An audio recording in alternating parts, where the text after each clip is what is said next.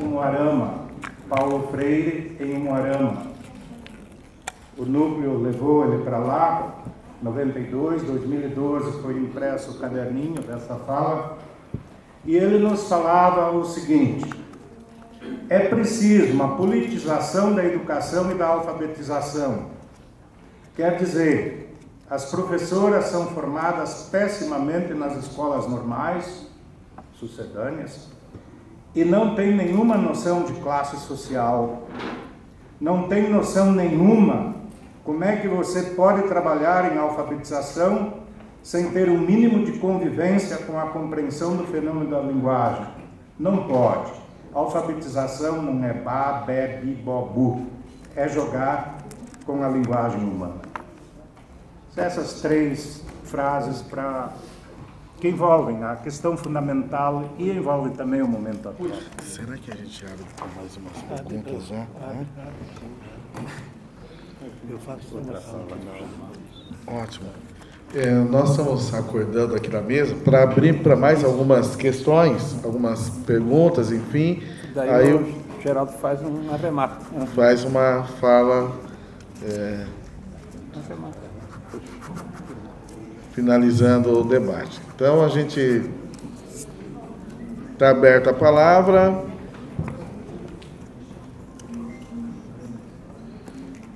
Nenhuma questão? Acho que tem, não. Onde?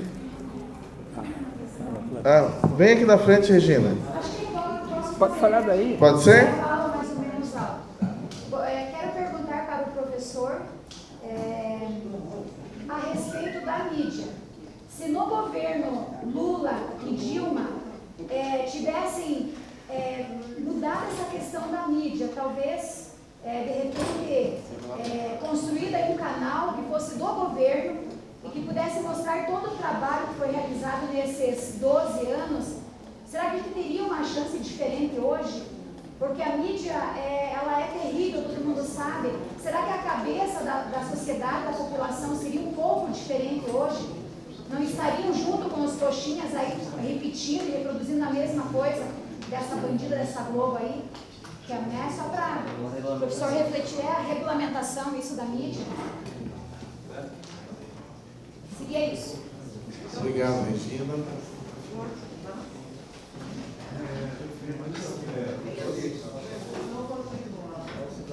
O sinal de uma é fantástico. A maior forma de inteligência do aluno é o esquecimento. Como desconstruir esses condicionantes? E ali, tá? Obrigado, professor Natal.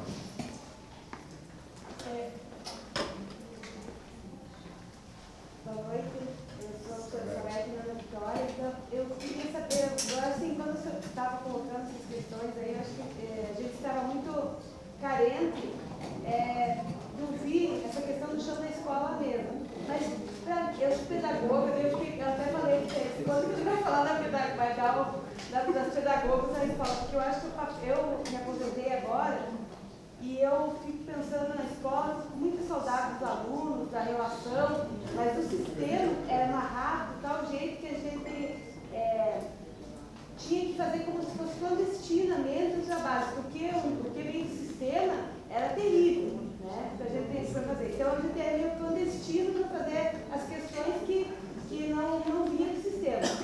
Mas eu fiquei pensando aqui que tem muito professor que está fazendo esse trabalho, que também não se nega, fecha a porta e vai fazer o trabalho que ele acredita nesse trabalho. Sabe? Eu não perdi toda a esperança, porque na escola que eu trabalho, na escola de periferia, que eu trabalhava, na escola de periferia, tinha esse professor, não é a maioria, mas tinha professor que fazia esse trabalho, e assim, e fazia a diferença, e faz a diferença, né?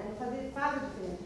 Então eu acho assim que falta essa questão, né? Eu acho que alertou que a gente precisa discutir, precisa provocar isso novamente, para esses professores começarem a fazer isso e a falar e lidar como verdade, não como fazer clandestino, fechar a porta para fazer, porque o sistema está cobrando outra coisa. E agora no Paraná, né, eu nem cheguei a ver isso, graças a Deus, parece que eu tenho uma tabela lá que os pedagogas têm que anotar se o professor faz isso. Eu vi mais ou menos na rede social, mas nem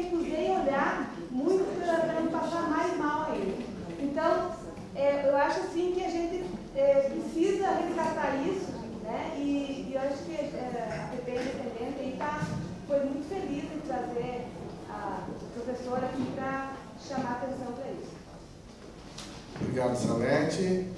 Mais alguém? A gente já pode para... Oi? Eu senti que eu sou meio diferente, né, na questão da internet. Eu tenho visto que saiu bastante, comprando bastante obras sobre o tratamento digital. Queria saber se o professor é contra, a favor, não só a internet. Tem muito diretamente. Eu estou sentindo que eu sou meio pé atrás e queria saber qual é a posição. Fui Barbosa. Mas eu digo que a minha esposa que me chama depois do vídeo.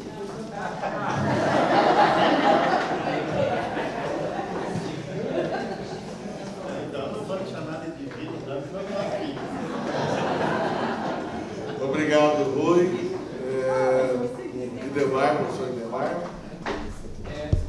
Professor, eu queria se pudesse colocar para a gente assim, que nessa questão assim, do professor, da professora enquanto sujeito, eu tenho assim, uma preocupação, acho que não é só minha, mas acho que de todos também, dessa questão da formação do ser humano. Porque hoje o que a gente vê na questão da educação, hoje a questão da educação neoliberal e de modo geral, é uma desumanização da criança ou do ser humano, né? Porque então eu acho que assim, essa questão de você formar o ser humano, de você conhecer os vários estágios, né, desde a criança, lá do infantil até fundamental, ensino médio, assim por diante, essa questão da formação do ser humano, que eu acho também que é importante esse condicionante para a gente poder entender também melhor o nosso aluno na questão da sua formação, né, de formar de fato o ser humano, que nós estamos na verdade desumanizando, né, da maneira como está a escola hoje, seria isso. Obrigado, Demar. Acho que a gente já pode... Tem boas questões aqui, né? E para a gente já ir... Coisa para a noite, mais uma noite. Mais uma data. É. Bom, eu falei para o pessoal que o Sebastião, eu aceitei o convite porque era do sindicato, senão eu não aceito mais convites. Eu só aceito convites para falar para sindicato e para movimentos sociais. Universidade eu não quero mais nem enxergar. Eu vou lá. Talvez eu não vá dar conta de falar de tudo, então eu vou começar... Sabe que eu vou começar por outro lugar totalmente distinto. Vou pedir a colaboração de vocês para uma coisa, tá bom? Em vez de eu começar respondendo as perguntas, vocês vão ver que o que eu vou fazer vai ter que ver com tudo isso. Inclusive a mesa. Tá? Inclusive eu vou fazer, de novo. Tá? Eu queria que vocês pegassem uma folha de papel, se possível, uma caneta. Não é matemática. Vai, leva lá para a Divina. A Divina vai resolver para ti.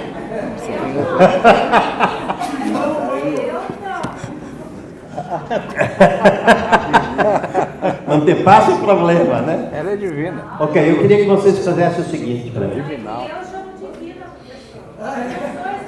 Ela é divina. Ah, você é divina. Tá bom. Ele saiu à noite, se encontrou com outra divina. Divina, Okay. você é divina. Então vamos lá. E divinaram, é? Eu queria que vocês escrevessem num papelzinho qual é o nível de escolaridade do pai de vocês. Isto é, do avô paterno. Zero.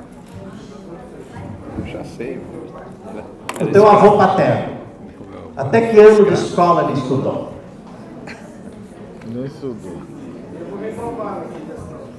Não sabe. Não sabe.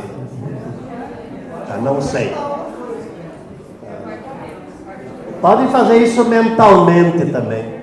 Tá? Mas eu gostaria que quem puder escrever, eu quero que escreva para olhar depois. Para enxergar escrito. Qual é o nível de escolaridade da sua avó paterna? Da avó paterna. Agora, qual é o nível de escolaridade do teu avô materno?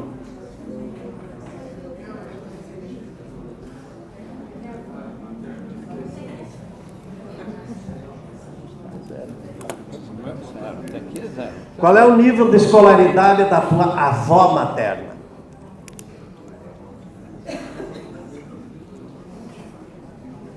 já mudou. Qual o nível de escolaridade do seu pai? Aqui começou a melhorar. Meu pai fez o Mobral. Qual é o nível de escolaridade da sua mãe? Autodidata. Agora, qual é o nível de escolaridade seu?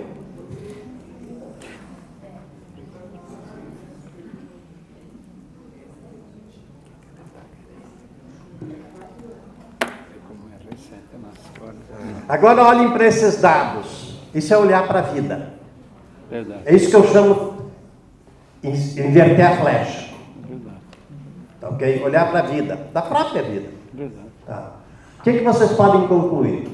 Quantos aqui, agora eu não vou pedir para ninguém me dar a resposta, essas respostas são para vocês. Eu, por exemplo, tá, meu avô materno foi até o 4º ano primário.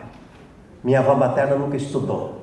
Tá bom Okay? demais. Meu avô paterno nunca estudou. Meu avô materno, minha avó paterna nunca estudou. Meu pai é analfabeto e minha mãe é analfabeta. E eu sou professor titular de uma das mais importantes universidades da América Latina e professor visitante na Alemanha, na Dinamarca e em Portugal. Tá? Quer dizer, o que eu quero pensar aqui um pouquinho? Quem aqui é filho de alguém que fez curso superior? Tá? Qual é o curso superior que fez? Quantos dos que estão aqui, vocês viram quão poucos são filhos de pessoas que têm curso superior? Quantos desses que levantaram a mão são filhos de mãe que fez a faculdade de filosofia mais tarde, porque era professora primária? Ou pai? Tá? Algumas que até estudaram conosco, quase, para ganhar um salário um pouquinho melhor. Tá? Poucos, quantos aqui são filhos de médicos? Quantos são filhos de engenheiros? Uma em quantos nós somos aqui? 130. Não, aqui não tem 130 pessoas. Tem. Tem? Tem, então Tá. ali fora tem Em 130, uma é filha de engenheiro. Quem é filho de advogado?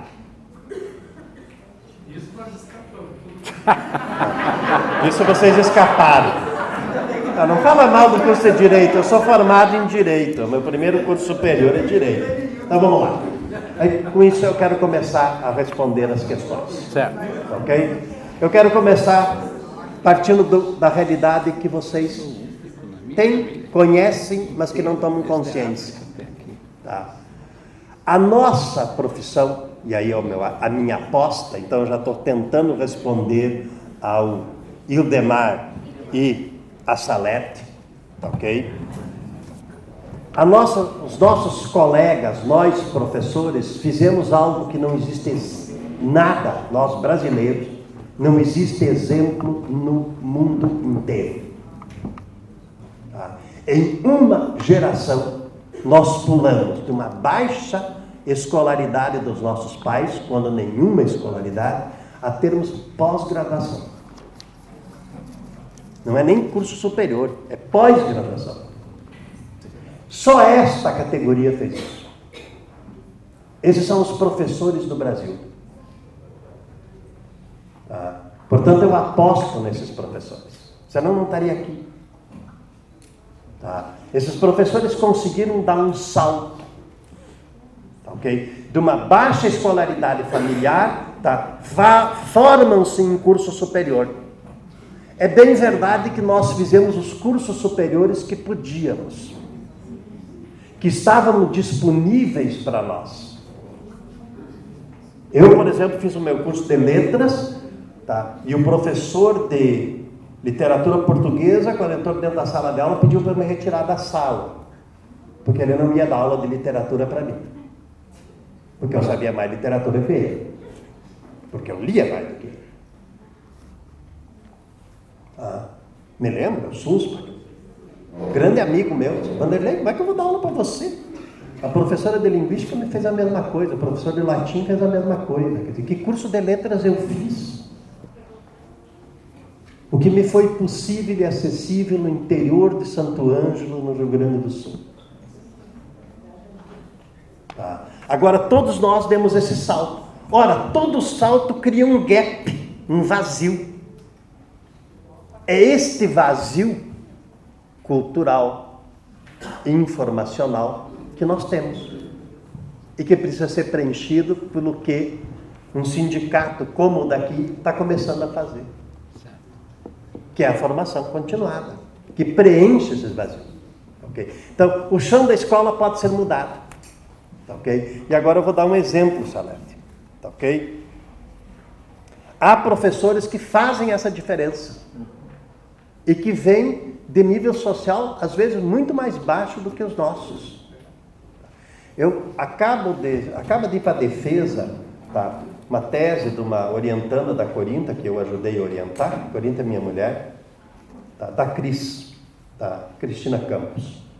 Ela é alfabetizadora, tá? Trabalha com crianças de 6 anos, tá? Terminou o seu doutorado. O que ela faz? Ela tem um trabalho com os alunos, tá, ok? Vou dar um exemplo de trabalho, tá? Em que ela, com as crianças, decidiram que ir visitar as casas dos pais de cada aluno.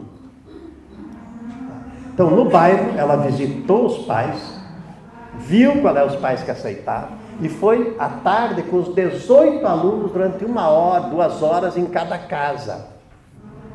E nas casas ela pediu para os pais organizarem brincadeiras, um lanche brincadeiras. Era um lanche brincadeiras. Alguns pais não podiam pagar um lanche, tá? As crianças levavam o lanche da escola lá para casa. E ela ia como professora para dentro da casa e aí brincavam. Tá? No retorno, outra vez ela chama os pais para virem brincar na escola com seus alunos, filhos. Tá? Aí ela pede para as crianças escolherem a brincadeira que mais gostaram e escrever a brincadeira. As crianças falam, nós não sabemos escrever. Ela diz, bom, vocês têm 6 anos, vocês escrevem diferente de adulto. Cada idade escreve de um jeito.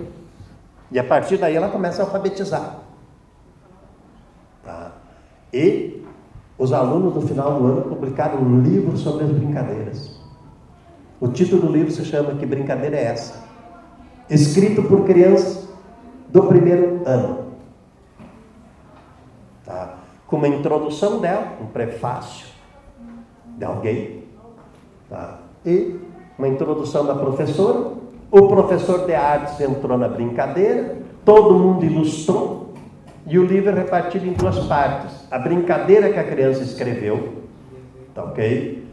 Tá. No final do ano, já alfabetizada, ela alfabetiza 100% dos alunos dela. Tá. No final do ano, todos alfabetizados, reescreveram seus textos, corrigiram seus textos, botaram na internet, digitaram o texto e mandaram para a editora. Tá. E a segunda parte é quem eu sou, autor. Uma fotografia de cada um e o aluno escreveu a sua biografia. Quem é que ele é? Okay. Esse é o livro. A cada final de ano a Cristina lança um livro. Este ano, o exemplo que eu estou dando aí é da brincadeira. Teve um ano que era Eu Bebê. As crianças tinham curiosidade de saber como é que era antes deles nascerem. Se os pais queriam, não queriam, como é que era, como é que foi a gravidez, etc.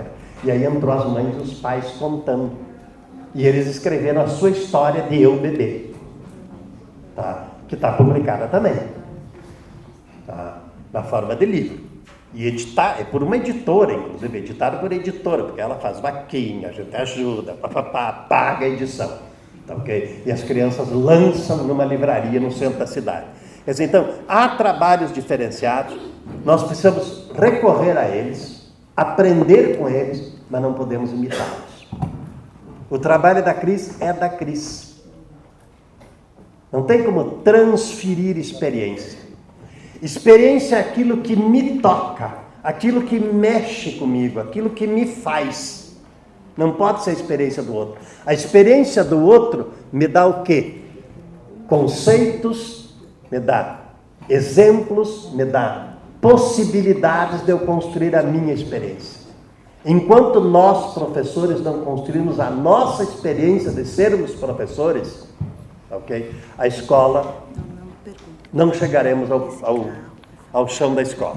Eu acho que eu já estou passando da hora de fechar o auditório, não estou, né? Tá. Bom, sobre a internet e a mídia, ok? Claro que nós devíamos ter regulamentado a mídia. Professor, só utilidade pública aqui. Aqui, ok. Tem um carro que está estacionado lá fora, um carro preto, placa AIB 6861. AYB 6861. Parece que tentaram roubar o carro, alguma coisa assim. Dá uma olhada. Lá fora? No parque? Está lá fora. Está lá fora. Bom, claro que nós tínhamos que ter regulamentado a mídia. Tá, ok? Agora, e não regulamentar a internet. Tá? Agora, não se fez e é muito difícil de fazer. Tá? Agora nós poderíamos, no mínimo, não ter financiado a mídia contra nós. Tá? Sim. Eu um dia peguei a Veja, fiquei puto. Tá? 50% das publicidades eram de órgãos públicos. Tá? Felizmente, houve uma ordem da Dilma e nunca mais financiaram. Hoje não tem nenhum. Quer dizer, por que vocês acham que a Globo está apoiando o golpe? Não é só por ideologia, por interesse econômico. Eles perderam muito da publicidade oficial. Porque... E aí o que acontece? Eles estão apoiando o golpe. Tá? Por quê? A elite brasileira não pode perder nada. Ela é extremamente gananciosa, historicamente falando. Ok? Lembram no plano Bresser? Sim. Ok? O plano Bresser transferiu para as classes mais pobres 0,5% do PIB brasileiro naquele ano. Os fazendeiros esconderam o gado. Tá. Os industriais da área de alimentos esconderam o produto. E as prateleiras ficaram vazias. Porque a elite brasileira não quer distribuir nada. Ela é mesquinha. Sempre foi mesmo. Tá. Então, é muito difícil você regulamentar a mídia num país mesquinho. Tá. Em que, particularmente, para governar, você teve que apertar a mão de Maluf. Tá? Quer dizer, isso é muito difícil. Tá? Sobre o esquecimento e a desconstrução dos condicionamentos. Olha, eu acho o seguinte, quer dizer, sempre teremos condicionamentos. Okay? Todos nós sempre teremos condicionamentos. O importante é a consciência dos condicionamentos. Tá, Natal? Tá. Então, ter consciência de que eu tenho condicionamentos é mais fundamental do que acabar o condicionamento. Tá? Porque esse é o primeiro passo. Tá? Quer dizer, acho que